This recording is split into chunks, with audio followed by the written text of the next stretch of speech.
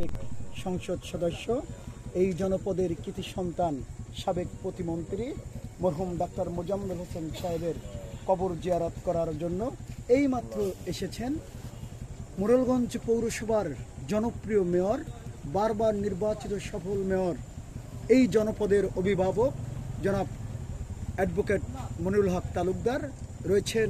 উপজেলা পরিষদে যিনি চেয়ারম্যান পদে নির্বাচন করছেন তালা প্রতীক নিয়ে,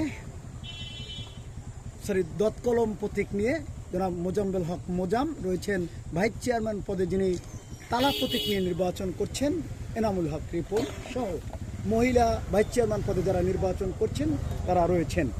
তো আমরা ইতিমধ্যে আপনারা দেখতে পাচ্ছেন যে কবর জিয়ারত চলছে। আমি সরাসরি ভিডিও লাইভে যুক্ত রয়েছি এবং আমি যদি একটু বলি যে ইতিমধ্যে অসংখ্য নেতা কর্মী সমর্থক যখনই শুনেছেন মেয়র সাহেব এসেছেন তার কথা শুনে চলে এসেছেন এবং অনেক অসংখ্য কমিশনার আজকে এই দোয়া ও মিলাদে শরীক হচ্ছেন। এখনই দোয়া ও মোনাজাত শুরু হচ্ছে।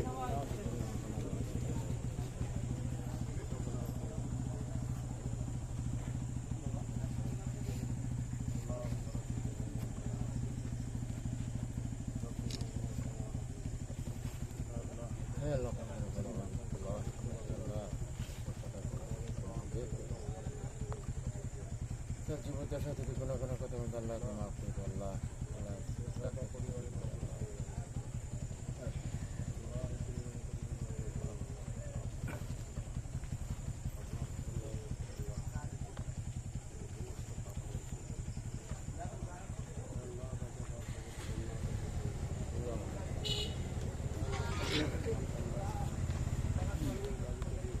অধিক ধরেন, অধিক অধিক অধিক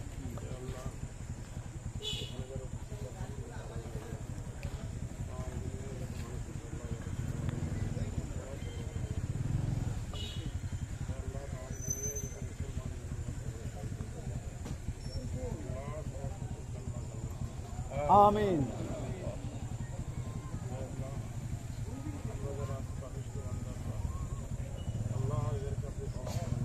আল্লাহ আমিন।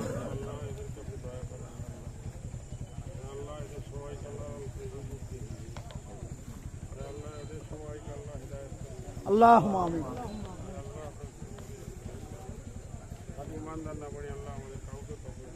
আল্লাহ আমিন।